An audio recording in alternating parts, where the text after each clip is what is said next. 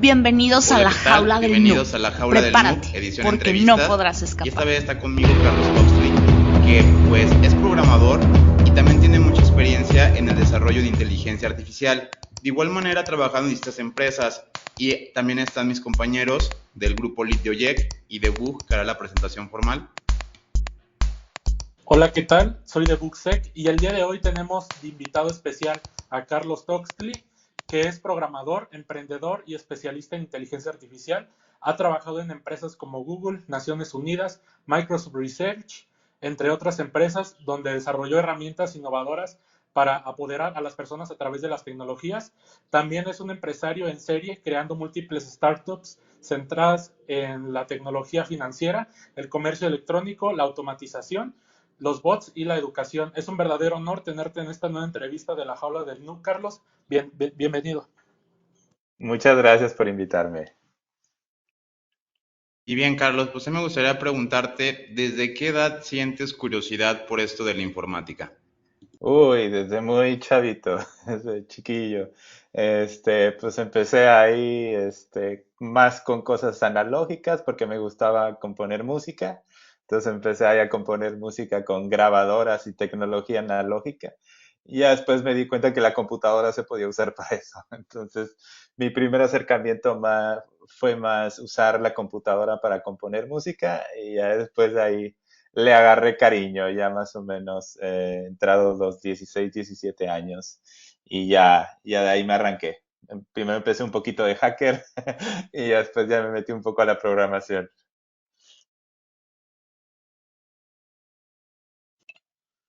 Eh, ¿De qué manera es posible implementar la detección de fraude para poder detectar las transacciones maliciosas? Sí, hay varias maneras en las que podemos detectar anomalías en los patrones de datos. Entonces, básicamente sí podemos hacer varios análisis acerca de anomalías, detección de anomalías en los patrones de comportamiento de los usuarios y a partir de eso, pues empezamos a encontrar estas desviaciones en comportamiento.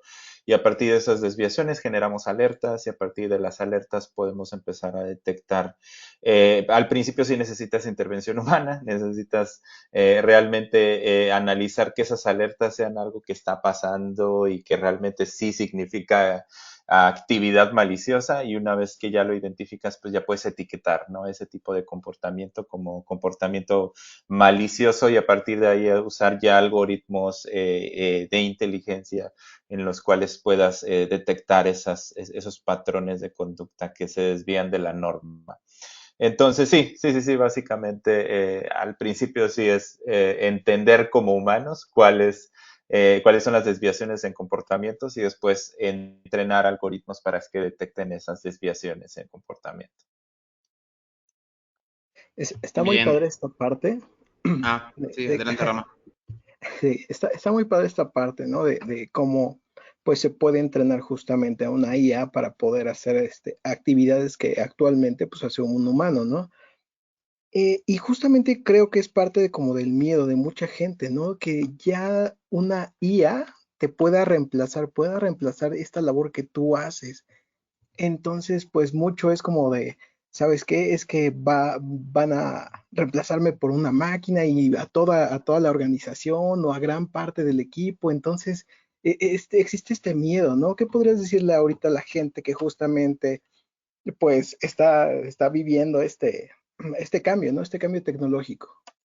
Sí, no, definitivamente es algo en lo que podemos estar tranquilos de que realmente la inteligencia artificial no viene a realmente desplazar una gran cantidad de puestos. Definitivamente si las tareas que uno realiza son simplemente monótonas y automatizables, pues definitivamente puede haber ese miedo, ¿no? Pero muchas de las actividades que realizamos como humanos requieren nuestro criterio, ¿no? Requieren que tomemos decisiones y tomemos decisiones en base a información que tenemos, ¿no? Entonces, por ejemplo, ciertas actividades se han ido sustituyendo poco a poco, pero pero no realmente utilizando inteligencia artificial, sino utilizando software común y corriente, por ejemplo, actividades de contabilidad, ¿no? Muchas de esas actividades son reglas que nosotros podemos programar en una computadora y realmente no requieren tanto criterio y básicamente si se cumplen esas reglas podemos tomar decisiones y podemos subir nuestros datos fiscales a una plataforma y eso al final del día es un software, ¿no? Es un software que automatiza parte de las funciones de una persona, pero realmente muchos de estos negocios o muchas de estas industrias tienen ciertas reglas que requieren más criterio, ¿no? Entonces, a pesar de que muchas de esas actividades puedan ser automatizadas por software, realmente hay otras actividades dentro del mismo trabajo que requieran criterio. Por ejemplo, en el sentido, en la parte de un contador, qué tipo de factura o de ingreso corresponde a qué tipo de sector o segmento en cuál lo tienes que declarar. Es algo que muchas veces como humanos lo entendemos, ¿no? Y muchas veces a la computadora no le puedes dar todas las posibles variaciones que tiene, ¿no? Entonces, a pesar de que ciertos tipos de trabajo parezcan que sean 100% automatizables, al final del día terminan siendo herramientas que los profesionistas o las personas usan para mejorar su trabajo, para hacerlo más eficiente, para hacerlo más rápido. Entonces, parte de mi investigación y de mi trabajo es eso, es entender cómo la inteligencia artificial puede empoderarnos, puede ayudarnos, puede darnos estas herramientas con las que podamos ser más efectivos, ¿no? Ahora, por ejemplo, con estas herramientas de inteligencia artificial, con las que podemos escribir en otros idiomas casi de forma perfecta, casi de forma nativa, probablemente ya podemos acceder a otros tipos de oportunidades, ¿no? Que hubiéramos requerido tener un nivel, por ejemplo, de, de eficiencia o de hablar perfecto, por ejemplo, el inglés para poder aplicar a ciertas posiciones, ¿no? Entonces, la inteligencia artificial nos puede empoderar de muchas maneras y realmente no es tanto que sea el miedo de que nos venga a sustituir, sino más bien es ver cómo la inteligencia artificial nos puede empoderar y nos puede dar más herramientas para tener mejores resultados. Bien, Carlos, para la audiencia, ¿cómo podría saber yo si tengo actitudes para ser un programador de inteligencia artificial? Por ejemplo, si ya sé programar un poco, quizá en Python, puede que esto no sea suficiente. A lo mejor tengo que ser hábil en dos, tres lenguajes de programación, saber un poquito de estadística, de matemáticas o alguna virtud que tú creas que se necesite, aparte de programar, para poder destacar en esto de la inteligencia artificial. Sí, claro, definitivamente sí es importante tener algo de conocimiento acerca de cómo manejar datos. Porque al final del día, hoy el tipo de inteligencia artificial que más se usa es aprendizaje de máquina, machine learning, y sus variantes como deep learning. Este tipo de tecnología requiere que nosotros le introduzcamos datos para que la computadora aprenda los patrones que encuentre en los datos y a partir de ahí nos dé resultados. Entonces, un conocimiento básico acerca de cómo manejar datos, a cómo limpiar datos, cómo estructurar datos, cómo poder hacer algún tipo de análisis sobre datos es algo básico. Por supuesto, saber programación. Sí es importante también tener algunas nociones de estadística, que si nosotros vemos datos podamos tomar decisiones a partir de ahí, podamos procesarlos, podemos detectar si la diferencia que estamos viendo ahí es significativa, si no es significativa, que nosotros podamos entender la naturaleza de los datos, eso es importante. No es un requisito tan fuerte en el sentido de que hoy en día las librerías de inteligencia artificial prácticamente lo hacen todo, pero sí tenemos que tener las habilidades al menos para procesar datos y entender qué podemos sacar de los datos.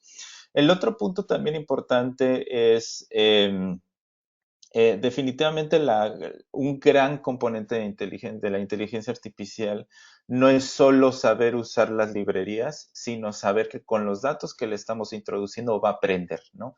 Y por eso también necesitamos saber un poco de manejo de datos. Manejo de datos me refiero a saber, pues realmente estructurar datos en Excel, incluso en CSVs, en base de datos, en SQL, es importante porque a partir de ahí podemos nosotros identificar si nosotros como humanos podemos detectar patrones o necesitamos refinar los datos un poquito más para extraer las características que son más importantes que los algoritmos puedan tomar en cuenta para aprender a partir de ahí.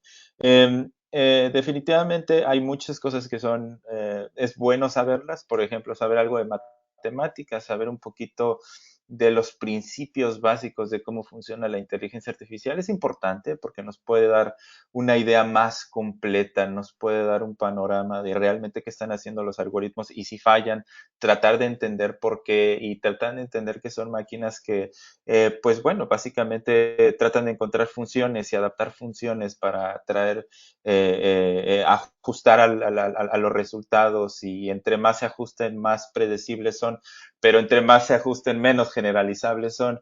Entonces, entender esos conceptos, entender desde el punto de vista matemático realmente qué está haciendo, pero pues tampoco es como tan necesario. Hoy en día también está algoritmos de AutoML, que es Auto Machine Learning, que realmente nosotros le damos solo los datos y la máquina ve cómo aprende, ¿no? Realmente ni siquiera le decimos qué algoritmo de inteligencia artificial queremos usar. La máquina trata de encontrar cuál es la mejor tecnología, el mejor algoritmo, el mejor modelo que se puede entrenar y a partir de ahí da los mejores resultados. Entonces, digamos que lo básico sería saber Python, por supuesto. Diría otros lenguajes, pero hoy en día ya son muy poco representados en inteligencia artificial. Realmente sabiendo Python, JavaScript para poder implementarlo y también tener JavaScript, algo de AI en el browser, también es importante saber un poquito de JavaScript. Java más que nada para pues algunas de las librerías de manejo de datos como Spark y eso, pero realmente Python es el único, digamos, mínimo necesario, indispensable. Y sí, básicamente conocer un poquito los principios básicos de Machine Learning. Y aquí sí invitaría a la gente que se quiera meter de lleno en que sí empiece por los conceptos de Machine Learning y después se vaya a los conceptos de Deep Learning porque muchas veces pues Deep Learning es muy atractivo en todo lo que puede hacer y es muy poderoso, pero también necesitas máquinas muy poderosas, ¿no? Entonces, muchas veces todo se puede resolver con algoritmos clásicos de Machine Learning y es importante conocer eso, conocer que pues Machine Learning implica tecnologías que pueden ser clásicas y probablemente no basadas en redes neuronales.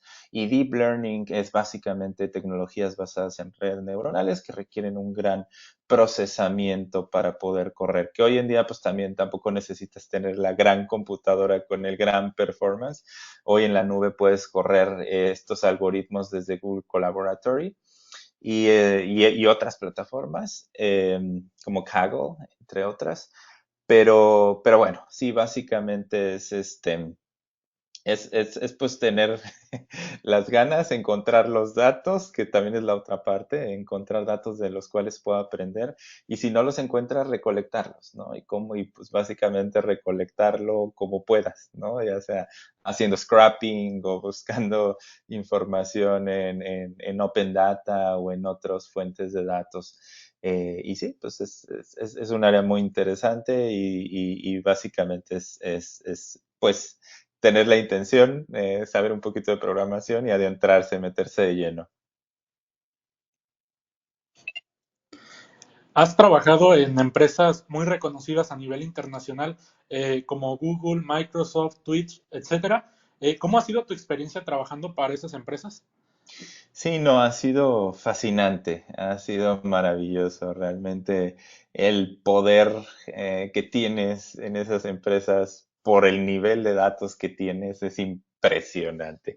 Obviamente en Google, pues sí, pues tienes la información del mundo, literal, toda la información del mundo. Y lo que puedes hacer es enorme. Y también en esas empresas es muy interesante trabajar no solo por el aspecto, bueno, pues obviamente tienes buena paga, en la otra parte es que pues también tienes comida rica y gratis en Google, que es uno de los grandes atractivos. Mucha de la gente pues sube unos kilitos el primer mes. De hecho es como el número común de kilos que sube la gente en los primeros 2 meses son como 5 kilos. Entonces, sí, es algo que se malacostumbra uno.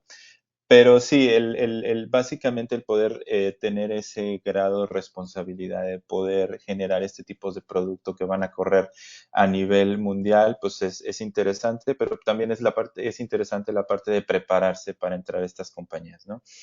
Para entrar en estas compañías, pues sí necesitas ser bueno en dos cosas nada más. Una es algoritmos y la otra es estructura de datos. Si realmente eres bueno en algoritmos y estructura de datos, con esas dos ya la armas, entras a las empresas que quieras. Porque básicamente son las preguntas que te hacen en las job interviews, en las technical interviews. Y bueno, obviamente si te quieres ir a Estados Unidos, pues también un poquito el inglés o un muchito el inglés, ¿no? Meterle de lleno en afinarlo y todo eso, pero sí es una experiencia que yo recomiendo aplicar a estas grandes empresas. Es difícil y te van a batear N veces y el objetivo, y aquí pues el punto es no desanimarse, ¿no? Porque son grandes los estándares que piden ahí, realmente no es sencillo entrar. Pero como yo mencioné, si te avientas este libro de Cracking the Code Interview y resuelves todos los problemas de ahí, sí te va a llevar un par de meses, pero después de eso ya vas a estar preparado. Realmente ese tipo de preguntas que vienen ahí no cambian mucho a lo que te preguntan. Por eso se llama Cracking the Code Interview, porque realmente sí lo craquean. Y sí, en otras empresas es diferente. Por ejemplo, en Google tienes la gran ventaja de que para las asignaciones que tienes 3 meses para completarlos, porque se maneja por cuartos. Entonces, básicamente, tú entras, se te dice qué tienes que hacer en los próximos 3 meses y tú te organizas, ¿no? Al final del día, tú sabes cómo dedicas tu tiempo para sacar los proyectos, pero pues tienes 3 meses para sacarlo. Entonces, es algo en el que pues te organizas y conforme vas pudiendo lo vas sacando. En otras empresas es un poquito diferente. En Microsoft, pues no tienes comida gratis. Tienes nada más café, té y cositas así, pero también está muy interesante el ritmo de trabajo. También es muy abierto el que tú puedes proponer sobre proyectos. Es una experiencia bien bonita. También Microsoft lo recomiendo. También estuve en Snapchat. En Snapchat también es bien interesante cuando ahí haces procesamiento sobre bueno, en Microsoft y en Google también haces procesamiento sobre grandes volúmenes de información. Pero en Snapchat, en específico este tipo de redes sociales, realmente puedes entender los comportamientos de las personas, ¿no? Ahí, por ejemplo, hice un estudio de entender cómo reaccionamos cuando cambia el nivel de batería de nuestros celulares, ¿no? Entonces es muy interesante porque conforme se te va acabando la batería, pues llega un cierto nivel de ansiedad o estrés, ¿no? Entonces detectamos comportamientos muy interesantes de cuando te llegan estas alertas del sistema operativo desde que se te está acabando la batería. Realmente la gente toma acciones extremas cuando ves que se te está acabando la batería. O sea, sí realmente cortas el uso o lo pones a cargar o cierras la aplicación. Realmente sí reaccionamos fuerte ante las alertas de batería, pero bueno, ese es un ejemplo. Pero es muy interesante manejar información a nivel terabytes, que es algo que pues es complicado, porque de hecho me gusta esta explicación de Big Data acerca de que Big Data es cuando la cantidad de información que tienes no cabe en la memoria RAM. Eso, a partir de ahí empieza Big Data. ¿Por qué? Porque necesitas usar otro tipo de herramientas, porque no puedes subir solo toda memoria y procesarlo desde memoria.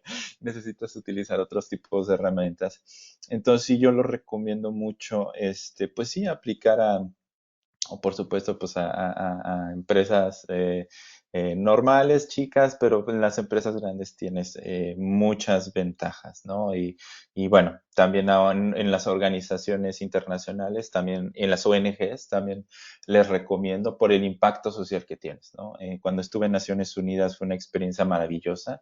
Realmente el saber que puedes utilizar, pues, tus habilidades de programación o de seguridad o lo que manejes para realmente un beneficio a la humanidad, para tener tener impacto a nivel nacional o mundial es muy, muy, muy reconfortante. Es algo que realmente se siente bonito. Y independientemente, pues el trabajo que tengas ahí, realmente el saber que tienes un impacto social es importante. Y bueno, digo, eso es un poquito de las experiencias que he tenido pues en estas grandes empresas, organizaciones, y es algo que pues sí, tiene su nivel de complejidad de entrar, pero pues es prepararse y estar preparado a ser rechazado. Y estar preparado a ser rechazado una, dos, tres veces. A mí me rechazaron varias veces. Entonces, es básicamente prepararse y estar preparado hasta que se pueda. Estaba viendo un poquito de tu resumen de vida y pues sé que contigo puedo hablar de temas de networking, software, hardware, ciberseguridad, Ujú. investigación, ciencia de datos, lenguajes de programación, bases de datos, cloud, cómputo distribuido, inteligencia artificial, ¿cómo se llama esto? Natural Language Processing, Ajá. computación cuántica, cómputo cognitivo y programación de interfaces, brain computer. O sea, la verdad es que tú te estás moviendo con la tecnología. Parece que tú solo te cargas las librerías de lo nuevo que viene, ¿verdad? Qué increíble esto. Te iba a decir, o sea, tú que justamente sigues como toda esta cuestión de hacia dónde va la tecnología, cuéntanos un poquito hacia dónde vamos. Claro, claro. Sí, sí, sí. No, pues definitivamente, qué bueno que lo mencionas. Sí, durante mucho tiempo, básicamente, diario lo que hacía era aprender algo nuevo, ¿no? Cuáles eran esas áreas que estaban desarrollándose que yo no conocía y que realmente me llamaban la atención y que podía, pues, adentrarme, ¿no? El objetivo es adentrarte hasta cierto punto en el que puedas desarrollar algo, porque simplemente explorarlo y saber que existe no es suficiente, es realmente meter las manos a que se ensucien y hacer algo, ¿no? Hacer un proyecto. Y creo que esa parte de hacer proyectos personales es algo que vale mucho la pena. Realmente aprender una tecnología y inventarte un proyecto que quieres hacer y hacerlo realmente es muy reconfortante y puedes aprender mucho. Ahora, respecto a siguientes tendencias, definitivamente hay múltiples tendencias que ahorita pues son muy interesantes. Definitivamente la inteligencia artificial es una que está en auge. Y la inteligencia artificial tiene como dos formas, bueno, tiene varias formas. Una es lo que es la parte de inteligencia artificial en la cual tú agrupas datos en las cuales tú encuentras los patrones, que es la parte de aprendizaje no supervisado. La otra parte es la de aprendizaje supervisado y en la parte de aprendizaje supervisado, pues tú puedes hacer la parte discriminativa, en la cual tú reconoces entre categorías, tú puedes hacer la parte de regresión en la cual tú puedes, en vez de predecir categorías, tú prededuces números, por ejemplo, el precio de una casa o la próxima acción de una empresa. Y ahorita algo que está bien fuerte, que se está volviendo tendencia en todos los aspectos, es la inteligencia artificial generativa.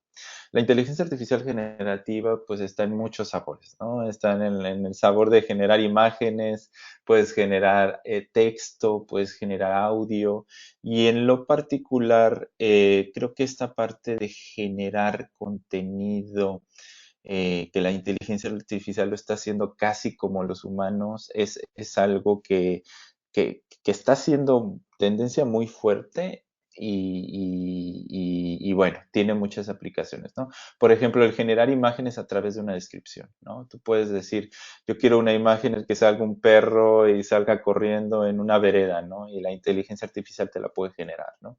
Obviamente necesitas un gran volumen de datos y necesitas entrenarlo, pero muchos de esas librerías para entrenar esos algoritmos ya están disponibles, ¿no? Entonces, básicamente es utilizar tanto las datasets que existen como las tecnologías para generar. En la parte de música, a mí me gusta mucho generar música a través de inteligencia artificial y es algo que también pues es como tendencia, ¿no? Cómo realmente tú generas estos contenidos multimedia automático que se adapte a lo que estás viendo, ¿no? Que se adapte al tipo de género que quieres producir, etcétera. Por ejemplo, ahí generé una herramienta que se llama Home to Song, en la cual tú cantas algo y te genera todo el acompañamiento por ti, ¿no? Básicamente, ya tienes básicamente el acompañamiento de tu canción que quieres automáticamente generado, ¿no? Ahí pues ya utiliza redes neuronales recurrentes, que es algo que se utiliza mucho para eso. Google está muy fuerte, tiene Google Magenta, que es una herramienta para generar música y, bueno, generar patrones musicales en la que la puedes empezar a usar y generar soluciones a través de eso. Y bueno, creo que en la parte de inteligencia artificial sí es mucho la parte generativa que está en auge. En otras áreas, pues sí, hay mucha tecnología que básicamente algo que se llama inteligencia artificial in the edge, que es básicamente en los dispositivos. Ahorita es una de las tendencias que los dispositivos móviles ya puedan procesar herramientas de inteligencia artificial y dar resultados sin tener que ir a la nube, que puedan funcionar offline y que se puedan coordinar los dispositivos entre ellos y puedan utilizar aprendizaje distribuido, aprendizaje federado. Esa es otra tendencia, que básicamente ya no tengamos que ir a servidores a mandarles nuestra información y que ellos lo procesen, sino que podamos tener redes distribuidas en las cuales se puedan distintos computadores entrenar modelos de forma descentralizada y tener sistemas de recomendación descentralizado y que tú no le tengas que dar tu información a las grandes empresas, sino puedas tomar decisiones desde modelos descentralizados. Eso es algo que está pegando fuerte y ahorita es parte de mis temas de investigación. ¿Qué pasa si los trabajadores de plataformas en línea no dependen de las tareas que le manden las plataformas, sino ellos deciden cuáles tareas hacer y decidir cuáles tareas les generan más dinero y cómo los trabajadores pueden ganar más dinero a través de tomar decisiones descentralizadas? Es ahorita parte del trabajo que estoy haciendo de investigación y es un área muy fuerte, es un área que ahorita básicamente es reducir las diferencias de poder entre las plataformas. Hoy en día algo que tenemos es que los jefes ya no son siempre humanos, a veces ya los jefes son algoritmos, ¿no? Y en trabajo en línea, por ejemplo, en plataformas de crowdsourcing, en la cual puedes trabajar en tareas pequeñas, realmente los algoritmos son los que distribuyen el trabajo. Entonces, muchas veces cuando los algoritmos son los jefes, realmente se generan muchos fenómenos, ¿no? Se genera lo que es la discriminación algorítmica, la crueldad algorítmica, que muchas veces si nosotros como humanos tomamos una decisión y discriminamos a otra persona, es cruel, ¿no? Como humano, pero si un algoritmo lo hace, pues no es cruel, ¿no? Pareciera que no, pero sí lo es. Entonces, por eso ahorita otro tema que es tendencia es ethical AI, como la ética, cómo metes principios éticos en la inteligencia artificial, cómo haces la inteligencia artificial más explicable, cómo haces la inteligencia artificial más transparente, cómo haces la inteligencia artificial más justa. Entonces, eso es un área ahorita de conocimiento interdisciplinaria. Bueno, y esto ha surgido porque pues grandes empresas han perdido mucho dinero porque los algoritmos han estado haciendo cosas que son injustas, ¿no? Cosas que son, y muchas lo hemos visto, mucho de esto lo hemos visto incluso en cosas públicas que se han filtrado. Recuerdo uno de estos eventos en el que Google mostró su sistema en el que organizaba fotos automáticamente, creo que era Google Fotos, y fue una presentación pública en el que organizaron fotos de chimpancés o monos y pues puso una persona de color ahí, ¿no? Y salió en vivo, ¿no? Lo vio el público, ¿no? O sea, realmente cómo la inteligencia artificial puede tener sesgos y cómo podemos reducir esos sesgos, cómo podemos reducir este bias en inglés. Y sí, esos son algunos temas que al menos en inteligencia artificial están muy fuertes y realmente van a producir muchos cambios y van a generar una inteligencia artificial en la que podamos confiar Y si podemos confiar en la inteligencia artificial, pues ahora sí podemos automatizar todo, ¿no? Y realmente por eso, pues los autos que se manejan solos, pues no están ahorita en las calles, ¿no? Porque pues, ya atropellaron a alguien, ¿no? Y necesitan volverse a ganar nuestra confianza, ¿no? Y volverse a ganar nuestra confianza es trabajar en estas áreas en las que podamos tener algoritmos de inteligencia artificial más justos. Bien, Carlos, pues he visto que últimamente, precisamente quiero amarrar un poco el debate con esto último que acabas de comentar. Han salido muchos libros, yo disfruto mucho de la lectura. Hay uno que se llama Weapons of Mass Destruction. Ha habido otros como Zero Count Day, así que de que el mundo se va a acabar, de que los hackers pueden, pues precisamente ya nos están como preparando, adelantando un poquito para las cuestiones de guerra cibernética, cyber warfare y todo eso, pero hay una tangente muy fuerte con la inteligencia artificial. A mí me gustó mucho la parte en la que, obviamente, como tú estuviste ahí en la industria y estás presente dentro de las empresas fuertes, podemos crear un poco la disyuntiva de que realmente están ahí esas empresas para afectarte o que todo el tiempo están buscando crear una Sofía Robot que acabe con la humanidad o Terminators. Sí sé que existe, como se menciona, pues esta paranoia de que la inteligencia artificial, el machine learning, el deep learning, a mí me parecen áreas de oportunidad muy grande que todavía se necesitan precisamente expertos como tú para que precisamente desenglosen todo esto y nos ayuden a construir, porque las cosas pues están ahí, las tecnologías ya están exploradas, no son tan experimentales como antes, pero aún se necesita la gente que construya. Y hablar un poquito de esto, quizá, de que Facebook, si puede, todas las empresas hoy en día, creo que no haga Big Data de precisamente su consumo, o el que lo esté utilizando, vamos a llamar IBM, Red Hat, cualquier empresa que tiene cloud computing seguramente está involucrado en el Big Data y está en este negocio. O sea, eso es algo ya inevitable, pero tampoco están intentando programar robots que nos reemplacen o un robot que acabe con la humanidad, virus informáticos indestructibles. Creo que es un ambiente pues muy híbrido. ¿Tú cómo ves esto al respecto? ¿O definitivamente sí crees que si no ponemos reglas éticas en la construcción del código, esto se pueda salir de control? Pues mira, definitivamente es algo que a nivel gobiernos se dieron cuenta que era algo importante, porque en específico, no todos los gobiernos, a nivel, en específico la Unión Europea y Canadá, ellos crearon unos lineamientos acerca de qué se requería para liberar tecnología de inteligencia artificial que ellos pudieran usar a nivel gobierno, ¿no?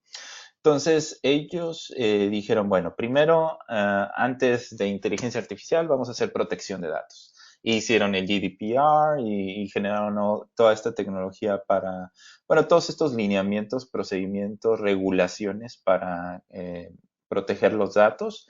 Y lo hicieron muy bien. Y básicamente es un estándar que podría ser implementado por cualquier país y realmente está bastante bien. Realmente a lo que están sujetas las empresas en Europa es bastante justo, ¿no?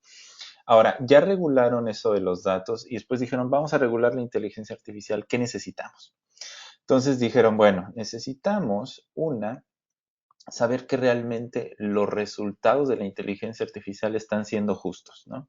Y era algo que nadie estaba explorando de lleno, ¿no? Era algo así como, pues qué padre que puedan ser justos, pero ¿cómo podemos saber que es justo? ¿Cómo podemos saber lo que estas cajas negras están realmente encontrando en los patrones de los datos, ¿no? Porque al final del día, pues esto deep learning y machine learning son cajas negras. Realmente no sabemos cómo están tomando las decisiones, solo vemos el resultado. Entonces, gracias a que la Unión Europea se metió de lleno y se metió con esto de las regulaciones, se empujó un poquito más la parte de explicación, de explainable AI. Entonces, básicamente, entender estas máquinas, cómo estaban tomando las decisiones y cuáles eran los resultados, y si esos resultados venían a través de algo que aprendieron en los datos, ¿no? Entonces nosotros lo vimos con estas primeras inteligencias artificiales que generaban texto pues tipo nazi, ¿no? O sea, que eran comentarios de hate, de odio, ¿no? Y después de que dejaban estas inteligencias artificiales que eran chatbots, después de que aprendían de los humanos dentro de unas horas, ya eran nazis, ¿no? Ya tenían estos mensajes de odio.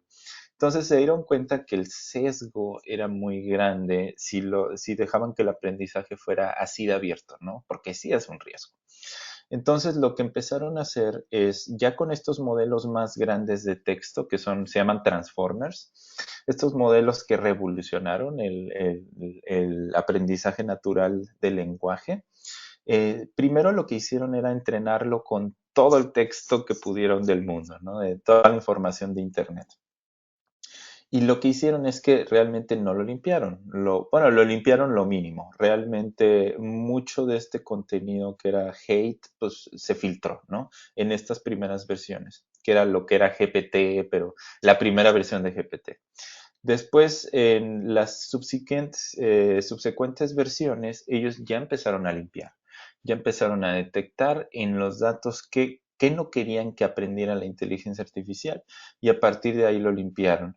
Hoy en día los algoritmos de generación de texto ya son mucho más justos, ya quitaron mucho de esos sesgos y fue trabajo pues manual, ni siquiera fue automático, trabajo manual en el cual se dieron cuenta que no querían que estuviera dentro de los datos pues lo limpiaron, ¿no?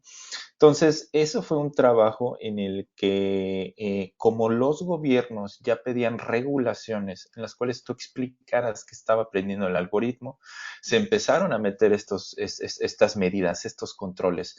Hoy en día les puedo decir que muchos de los algoritmos probados que han salido de estas grandes empresas ya son algoritmos más justos. Realmente ya no son tan erráticos como lo eran hace 2, 3 años, ¿no?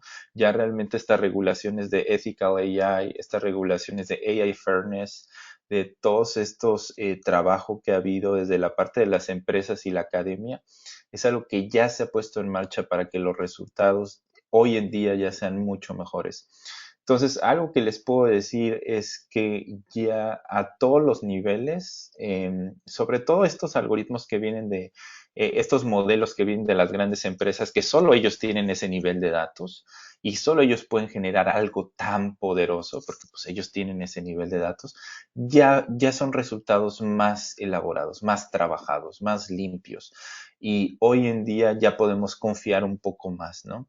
Y eso es otra parte de la inteligencia artificial que hoy en día está muy fuerte, que es Trustworthy AI, que es AI confiable, ¿no? La inteligencia artificial confiable es una tendencia, es un área de estudio. De hecho, bueno, yo actualmente soy, acabo de obtener una plaza de docente investigador y parte de mi trabajo para conducir investigación en los próximos años es cómo hacemos que la inteligencia artificial sea realmente confiable, ¿no?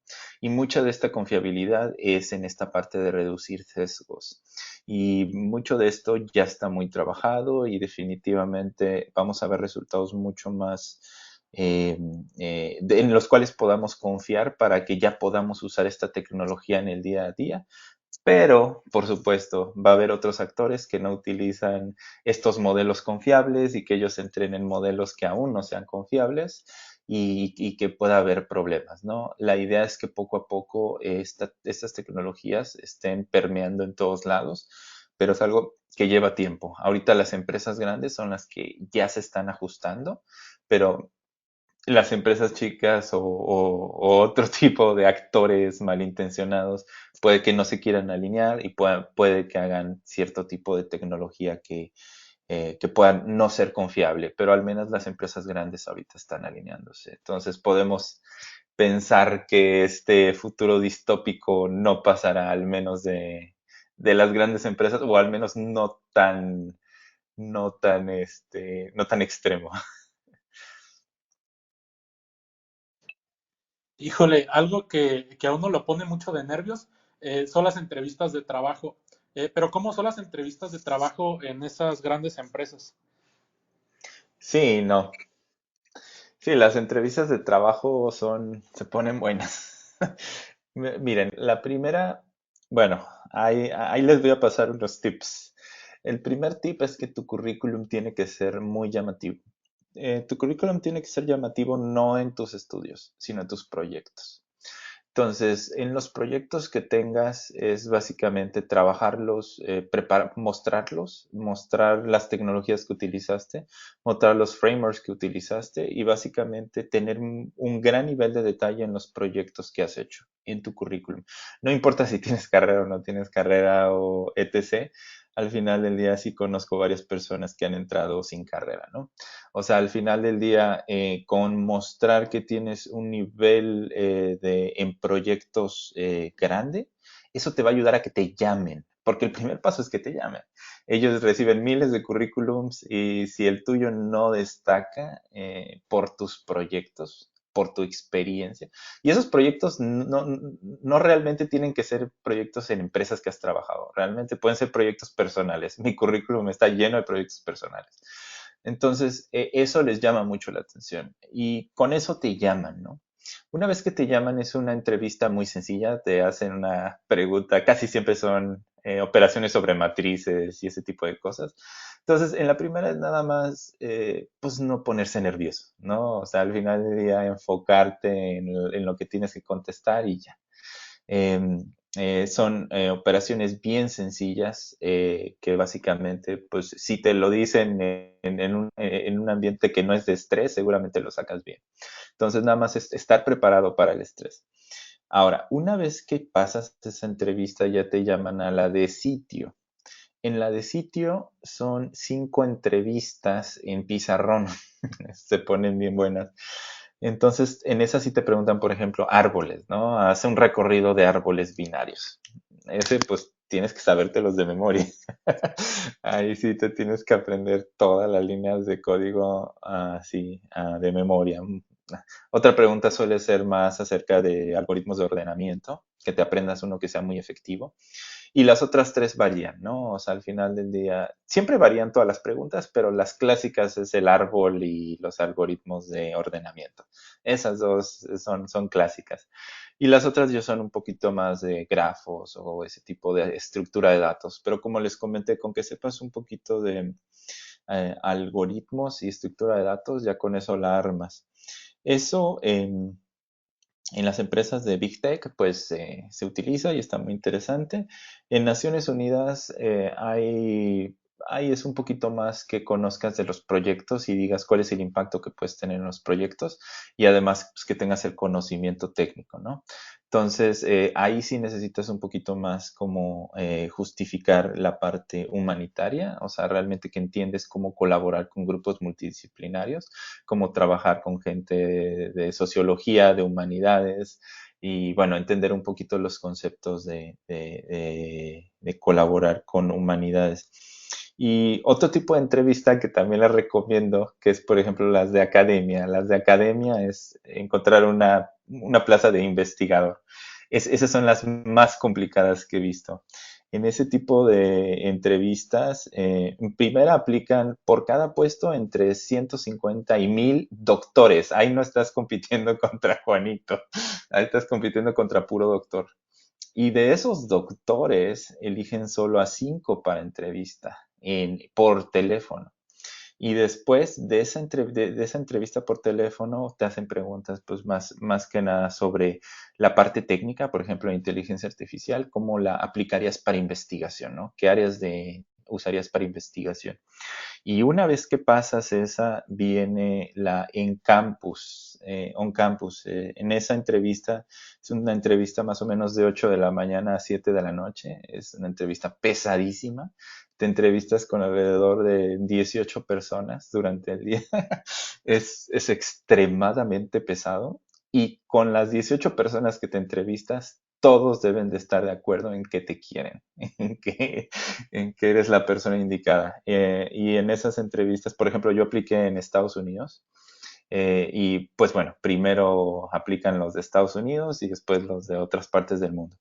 En las otras empresas, bueno, las que no son de academia, en esas pues no, o sea, sí importa, sí le dan preferencia a los americanos, pero bueno, gente de Estados Unidos, ya se me quedó ese término, pero puedes aplicar sin problema siendo de otro país. En docencia es un poco más complicado en investigación, porque hay, como es un puesto altamente especializado, también piden que sean pues del país, y si no encuentran del país, ya mandan llamar a personas de otros países. En el caso de México sí tenemos ventaja porque nuestras visas de trabajo no entramos como grupo minoritario, aunque seamos la mayor, aunque los mexicanos sean la mayor población de California. Pero en términos de grupo minoritario en tecnología, entramos para que las visas se hacen más fácil. Y también si quieren entrar un poco más fácil a esas grandes empresas, apliquen por una empresa de Nearshore. Nearshore son empresas en las cuales ellos te pagan desde México, pero tú estás trabajando en Estados Unidos con esas empresas. Obviamente no tienes el mismo sueldo, pero pues una vez que ya estás unos añitos allá en estas grandes empresas, ya entrevistas directamente con ellos y ya ahora sí te contratan ellos y te pagan ellos. Pero sí, sí, probablemente lo más fácil sea entrar por un nearshore, ese tipo de empresas en las que es un poquito más rápido y fácil. Hace unos pocos días escuché, bueno, no escuché, leí una noticia. Sí, porque casi escuchar ese tipo de noticias no es muy común. Hablaba de una inteligencia artificial que había desarrollado en 6 horas 40.000 armas químicas, ¿no? Y ya me metí a revisar y resulta que fue como una farmacéutica que estaba haciendo la investigación justamente de como para probar estos cosas que potencialmente, moléculas que podrían ser potencialmente medicamentos, ¿no? Y ver cuáles podrían ser dañinos y no. Y la cosa es que utilizaban inteligencia artificial para poder predecir. Y pues que el estudio como que no le salió muy bien porque lo que hizo la inteligencia artificial fue desarrollar pues estas 40.000 versiones de armas químicas que pues serían más letales que incluso las conocidas, ¿no? Y pues empezó ahí como la nota roja, ¿no? De no, pues es que cualquier persona con conocimientos básicos en programación podría hacer esto y tendríamos ahí, o sea, y de verdad, ¿cómo empieza esta como pequeña cadenita de malinformación o desinformación y acaba en algo tan terrible que la gente ya le da miedo, ¿no? Por ejemplo, ese tipo de cosas de, no, es que la inteligencia artificial nos va a llevar al caos, nos va a llevar a la muerte, entonces justamente otra vez quiero como tocar ese tema, ¿no? O sea, porque bueno, ya si ves la noticia, pues ya hasta abajo, ¿no? Hasta el último te dice, no, pues eso es lo que dijo la inteligencia artificial, pero pues todavía falta como la cuestión de sintetizarlo, ¿no? Que se pueda sintetizar realmente, pues es otra cosa, ¿no? Pero justamente, ¿cuál crees tú que es esta como motivación no sé, esto que nos están llevando de tenerle miedo justo a la inteligencia artificial? ¿Cuál es la razón detrás de todo esto? Sí, mira, ahí creo que tocas un ejemplo bien interesante porque al final del día son algoritmos de optimización, ¿no? Es un algoritmo que optimizas el resultado, el impacto, el fitness a nivel de esos componentes que estás evaluando en nuestro cuerpo. En el pasado hice también análisis bueno, generar medicinas a través de inteligencia artificial. Entonces, cuando generas eso, básicamente el valor tú lo quieres maximizar el grado de acoplamiento de los fármacos con las proteínas de nuestro cuerpo, con los aminoácidos, el RNA, y a partir de ahí tú puedes hacer este bounding lo más óptimo posible. Pero si te equivocas y si en vez de maximizarlo haces lo contrario, en vez de maximizar el bounding, tú minimizas el impacto, el efecto que pueda tener, realmente tú estás generando lo contrario, ¿no? O sea, es una equivocación que puedes tener y simplemente en vez de generar el fármaco que te va a hacer sentir mejor, vas a hacer el fármaco que te va a empeorar, ¿no? Entonces, al final del día, el mismo algoritmo que te sirve para hacer algo bueno, si te equivocaste, te sirve para hacer algo malo, ¿no? O sea, al final del día ni siquiera estamos hablando que haya sido alguien que lo haya hecho malintencionado, es el mismo algoritmo, simplemente le cambias la meta y es todo, ¿no? Ahora, el que efectivamente que se puedan sintetizar, ese es un gran punto. La sintetización de proteínas para el RNA mensajero es extremadamente cara y el poder hacer síntesis in vitro es complicado porque muchos no son candidatos para ser sintetizados. Entonces, cuando vas a entrar a un proceso tan caro para hacer una síntesis, es porque estás seguro de lo que vas a hacer, ¿no? Entonces, al final del día, aunque la inteligencia artificial, bueno, ahí no se equivocó la inteligencia artificial, ahí se equivocó el humano, ¿no? Aunque si el humano se equivocó y en ese momento que vas a hacer la síntesis es algo que te va a costar una fortuna y es algo que te detectas que realmente tuvo un grado de acoplación muy bajo, entonces es algo que lo puedes detener a tiempo, ¿no?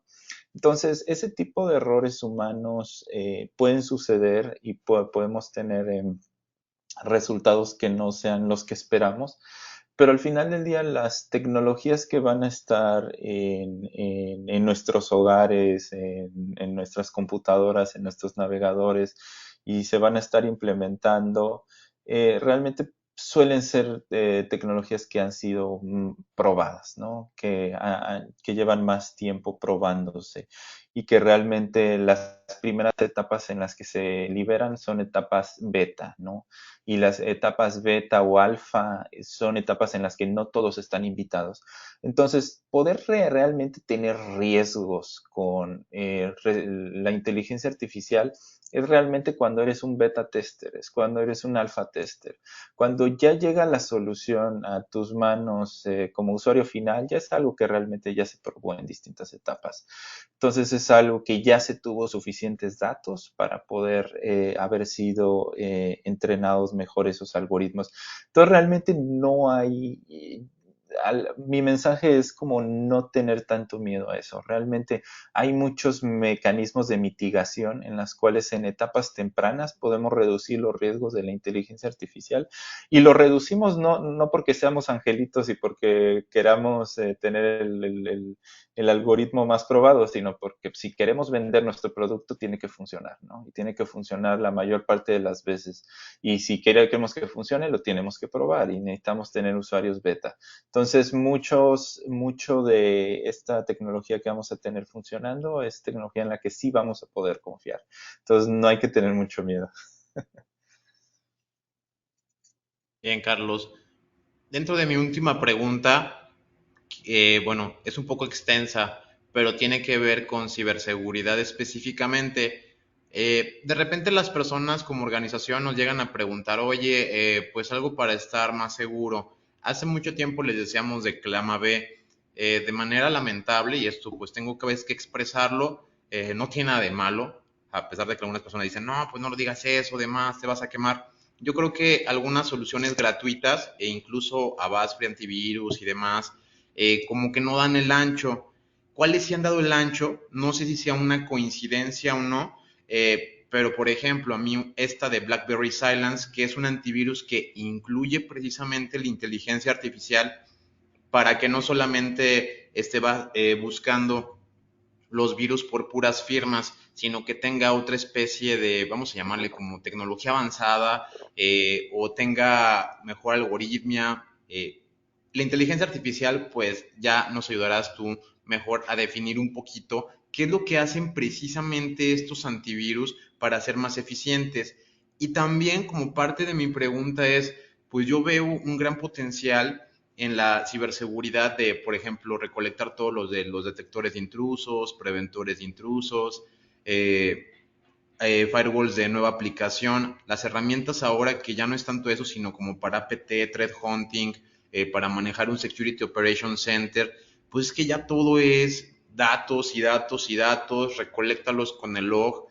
Creo que aplicaría bastante bien la inteligencia artificial para la ciberdefensa, para que dejemos de estarnos preocupando tanto como ahí vienen los hackers, ahí viene todo eso. O sea, si tu antivirus tuviera inteligencia artificial, quizá también tu firewall tuviera inteligencia artificial, tu detector de phishing, detector de spam, podría estarse beneficiando y no dejando entrar tantos goles. ¿Qué podrías opinar un poquito de esto?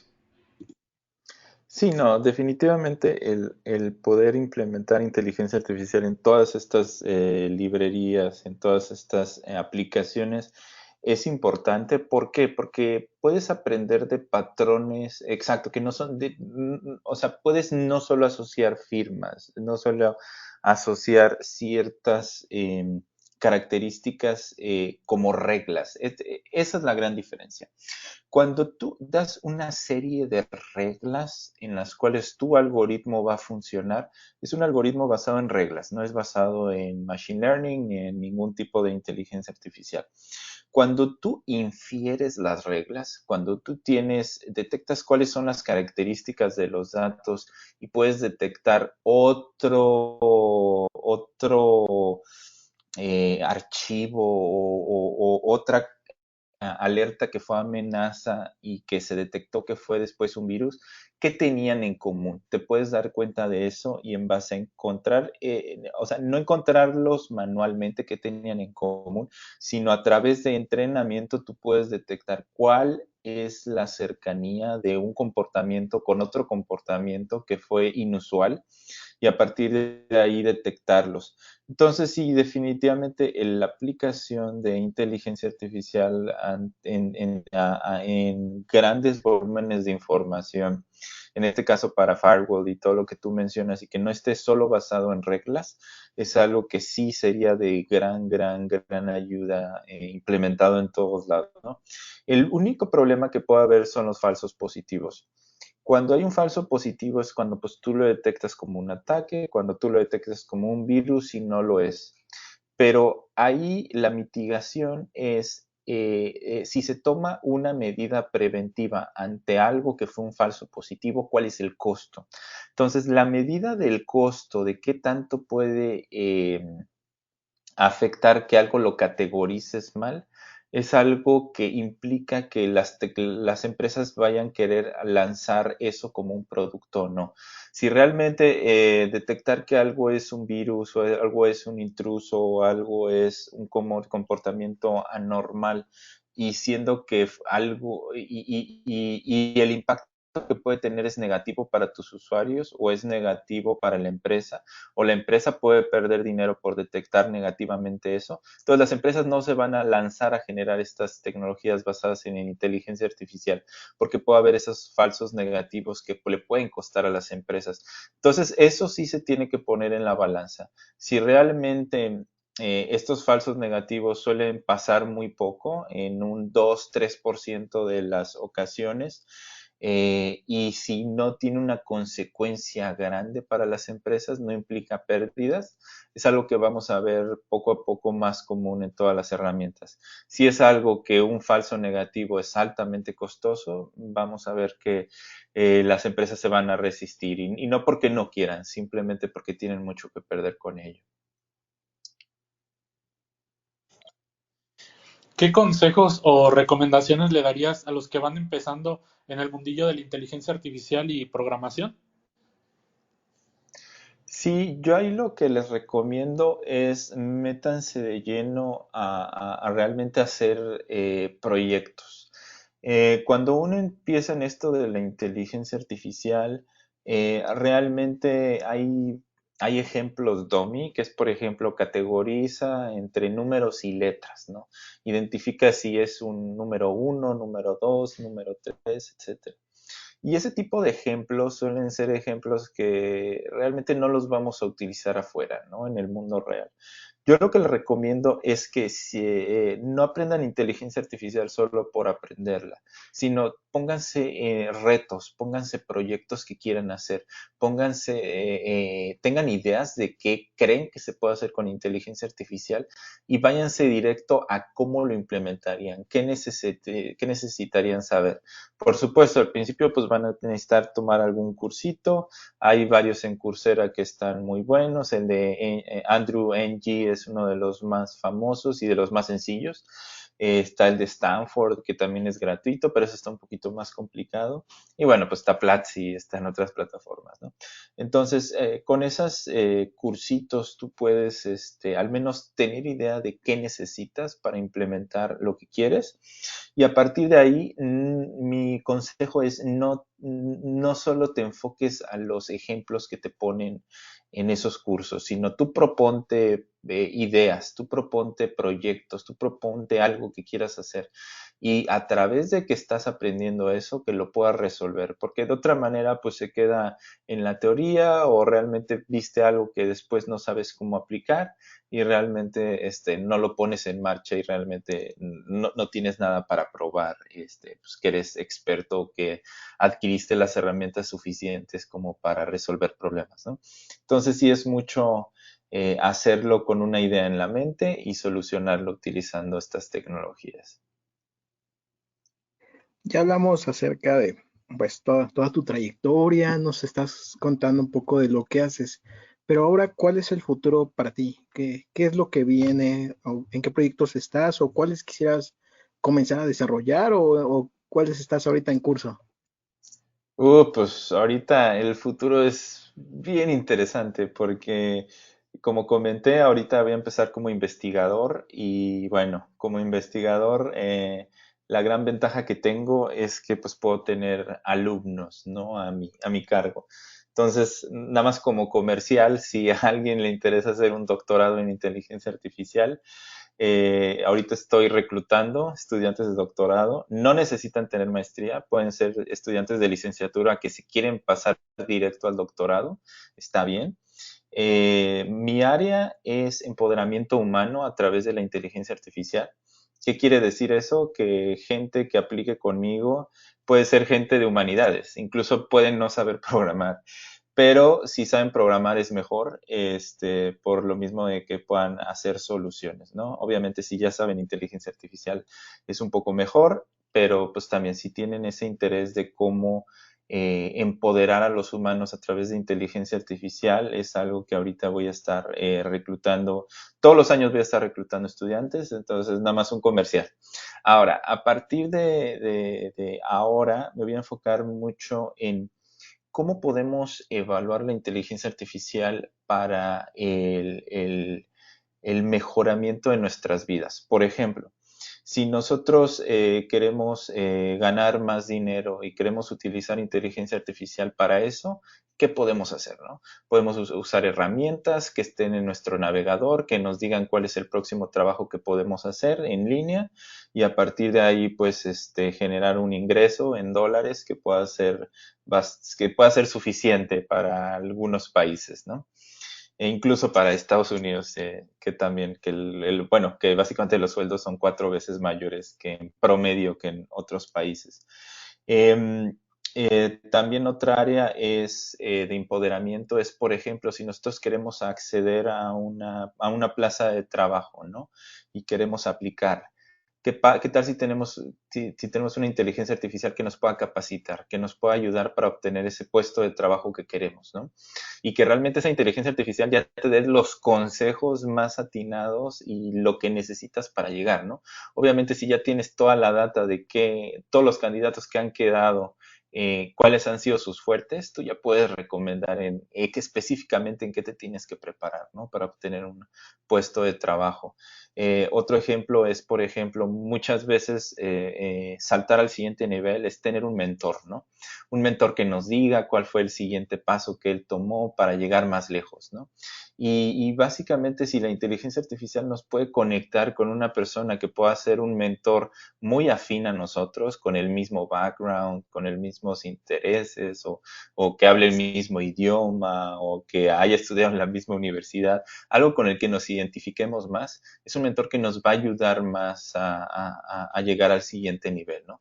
Y la inteligencia artificial puede detectar quién es el mentor más adecuado para ti y puede también pues tratar de convencer al mentor, ¿no? Si es una persona que ya está dispuesta a mentorear, bien.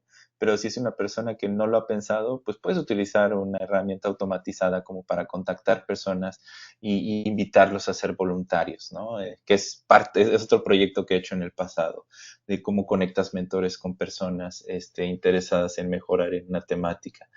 Y como ese, pues bueno, actualmente pues también tengo algunos otros proyectos de si tú quieres lograr una meta, cuáles son los conocimientos mínimos que necesitas.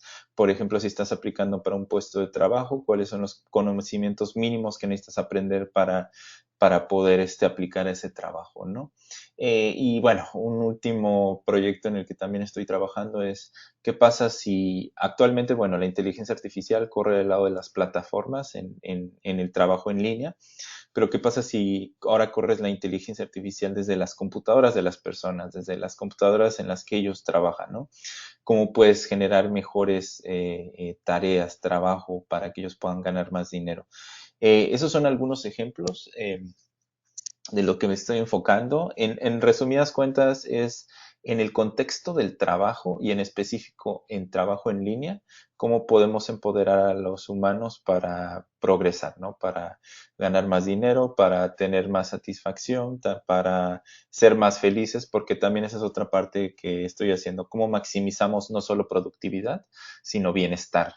Entonces, maximizar bienestar es algo muy subjetivo, pero hay ciertas métricas que pueden ayudar como digital engagement y otras cosas, que es ahorita las que estoy estudiando. Entonces, vienen muchas áreas bien interesantes en empoderamiento humano a través de inteligencia artificial, que no es cómo nos van a reemplazar, sino cómo las vamos a usar para mejorar, ¿no? Entonces, ese es mi mayor enfoque y es el que estaré haciendo en los próximos años. Pues bien, Carlos, sin duda un gusto tenerte con nosotros aquí en la Jaula del Noob. Yo antes de irnos, sí quiero enumerar un par de cosas, porque a veces creo que puede parecer muy sencillo para la audiencia el hecho de, no, pues trabajo en Google, en Microsoft. A mí me tocó también, por suerte, ser entrevistado por Google, pero era para un puesto más que nada como de DevOps. Y a mí realmente yo no pasé al pizarroncito. Se me hicieron muy difíciles las entrevistas, sí pasé 2 entrevistas telefónicas, me hicieron una tercera porque como que había muy mala recepción del audio. También tengo que admitir que en aquel entonces el inglés no era mi perfección, lo he ido mejorando a lo largo de los años y eso impidió mucho. Entonces el que te estén preguntando cuestiones técnicas y más en inglés, pues sin duda es que lo dominas muy bien. Y otra cosa es la tangente de eso. Creo que a veces desconfiamos un poquito de nuestro valor para poder llegar a esas empresas. Hay personas como tú que pues son ejemplo de que se puede lograr, de que sí requiere, como lo mencionas, trabajo. A esas empresas no vas a poder llegarles a decir, yo sé hacer, yo sé hacer, yo sé hacer, y el día que te pongan a hacer algo, pues lo vas a tener que demostrar. No funciona tanto el bluff, lo que pongas en el currículum hay que saberlo realizar. Y pues sin duda a mí me da mucha felicidad y es un orgullo poder platicar por personas como tú aquí en la Jaula del Noob y pues un gusto tenerte en esta entrevista. Gracias, Carlos. Muchísimas gracias por invitarme. Ha sido un placer. Ha sido un verdadero placer tenerte en esta nueva entrevista, Carlos. Muchísimas gracias por tu tiempo y por tus respuestas. Gracias a ustedes. Y muchas gracias por tu tiempo. La verdad es que estuvo muy, muy interesante. Disfruté mucho la entrevista. Muchas gracias. Igualmente, muchas gracias a todos. Y bien, esto fue La Jaula del Noob. Gracias por habernos acompañado. No te pierdas el próximo episodio. Recuerda darle like, suscribirte y compartir. Esto fue La Jaula del Noob. Sale mucho fake, que solo es un lamer y quiere joder, y no va